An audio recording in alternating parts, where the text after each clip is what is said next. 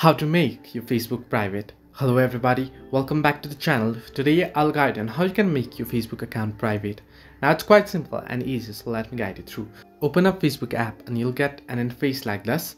Next, what you want to do is tap on the three horizontal line icon at the top right corner of your screen below the messaging icon here, and then head into settings icon that you'll find just below the horizontal line icon.